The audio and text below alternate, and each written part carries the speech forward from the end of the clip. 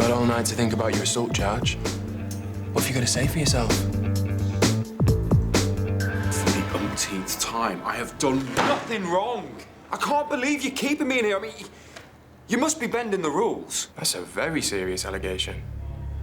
We just wanted to make sure you were well rested, and we had further inquiries to carry out. And? Having taken the relevant statements, we now want to hear your side. So, you were sketching a portrait, and the next thing, your partner ends up in A&E. He hit his head on a cupboard door. We've all done it. Do you really think I hurt George?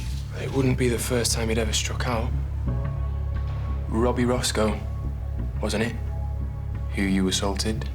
That was completely different. Look, I can't believe you think that I hurt George, but why would I? You do seem to anger easily. Wouldn't you in the circumstances? Just ask George, okay? He'll tell you exactly the same thing. Well, let's wait and see what DS Cohen's finding out from him, shall we?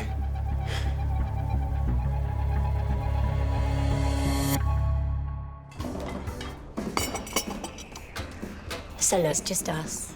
There's no warrant cards, no formality. How are you doing? Well, I'm bracing myself for the jokes when I get back, but it'll blow over. There'll be no jokes, George. We are all behind you. We arranged to keep Mr. McQueen in overnight so you can speak freely. I appreciate it. You know John Paul's got a previous for assault. He did time back in 2014. Tell me honestly, did he hit you?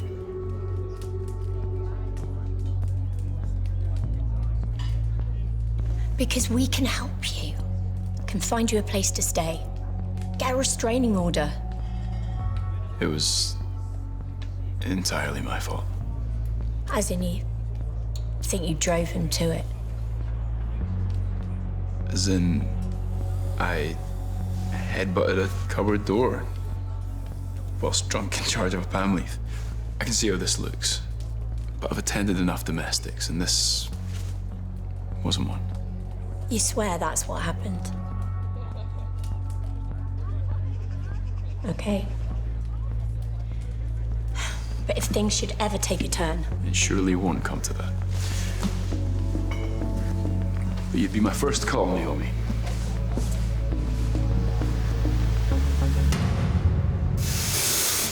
No, I understand. Okay, I'll let him know. Okay, thanks, sir. Oh, I'm glad to see you. Me too. It helps having friends in high places. Let's just say I pulled some strings. And I will thank you later, PC Kiss. So, what are you up to with your newfound freedom, eh? Well, assuming I've got time to go home and change, I was hoping to go to the head teacher's interview. Look, I'm sorry to be the bearer of bad news, especially when you've just had the night you've had.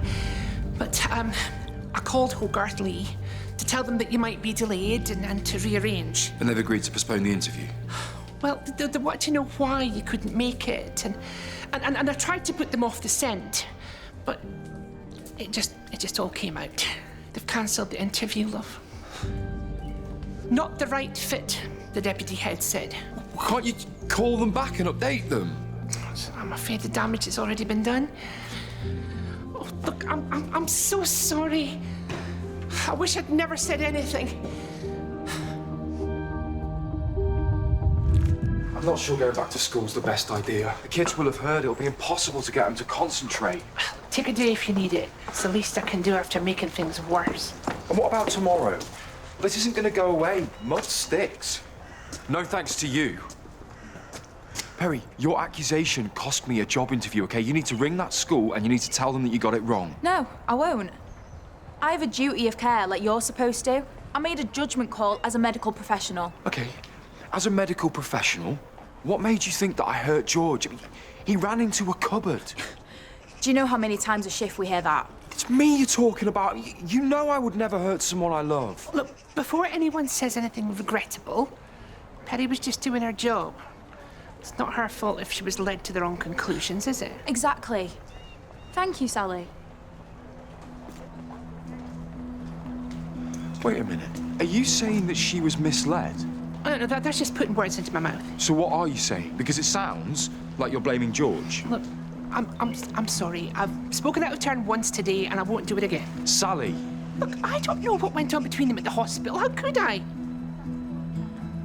Look, I happened to be working early at the salon de thé this morning, that's all. I'm too tired for this. Can you just tell me? Okay. I saw George and D.S. Cohen in there. Well,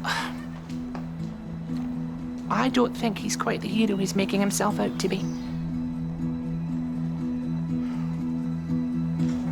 Sally give you the day off. You can think of a few ways to spend it. What did you say to Perry Lomax at the hospital to make her think I hit you? Nothing. We were laughing and joking. Really? That's a funny sense of humour you've got there. I've got a joke for you. I'm out of the running for the head teacher's job. That can't have been easy to hear. No, nor was the fact that you led your mate D.S. Cohen a merry dance instead of putting her straight about me.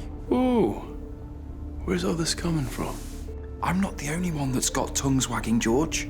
You were overheard in the salon, being all evasive about me. So come on, what have you been telling people?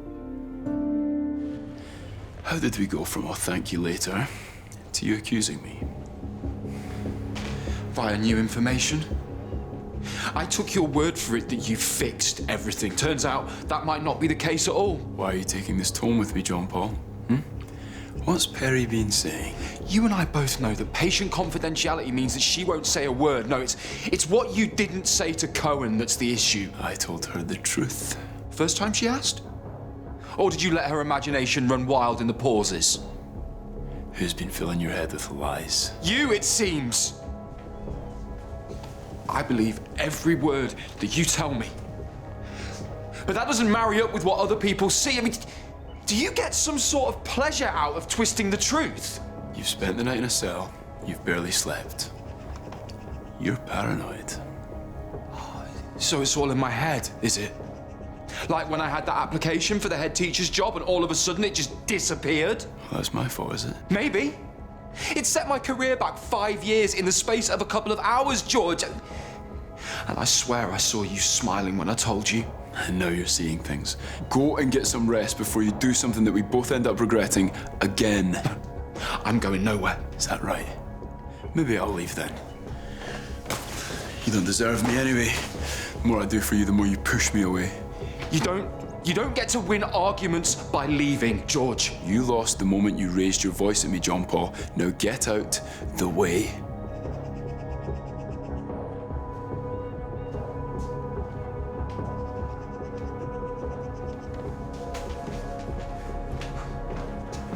George, please.